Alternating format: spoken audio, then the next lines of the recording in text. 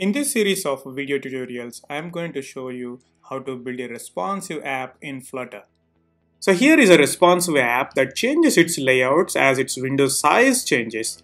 So this is the small layout, and as the window size changes, medium layout comes up and then a large layout comes up.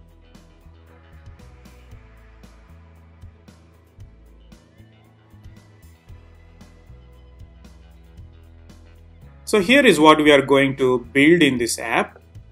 So we have three layouts that we need to build in order for our app to be responsive: a small layout, and a medium layout, and a large layout. On the small layout, we have the navigation menu hidden, and it can be revealed using the top menu button. And on the medium layout, the navigation menu is revealed because we have enough space available. And on the large layout, we show all the details like the navigation menu, and the gallery changed into a horizontal gallery. So here we have a vertical gallery on a medium layout. It is transformed into a horizontal gallery. And then finally the place details, whichever place we have selected, those details will be shown in the detail view pane here.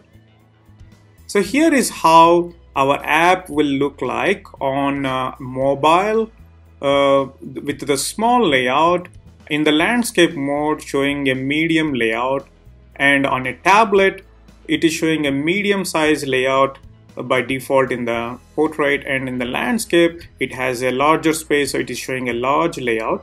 And on the desktop, on the Chrome browser, this is the preview at various window sizes: a small window, a medium window, and a large window. So before we get into the details, if you haven't seen my video on responsive design theory, do check it out because it contains guidelines and patterns that we are going to use in this session to apply on our responsive app. And it also gives you understanding on why we are implementing three layouts and when to apply some of these patterns. Now let's look into the implementation details. In order to build responsive layouts in Flutter, obviously one of the things we must tackle is how does our app know its window size has crossed a particular breakpoint range so that we can switch our app layout from a small screen to a medium screen size. And another thing to know is how does our app know the device has changed its orientation from portrait to landscape or landscape to portrait so that our layout can be adjusted accordingly.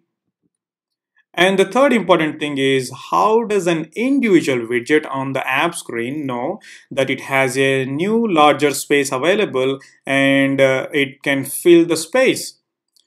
So to solve these problems, Flutter provides us with three main widgets called Media Query, Layout Builder, and Orientation Builder.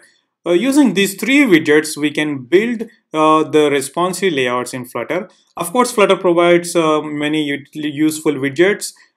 These are very useful to manipulate or rearrange the layout structure and UI components. Next, let's look into the main widgets, how to use them and build responsive layouts.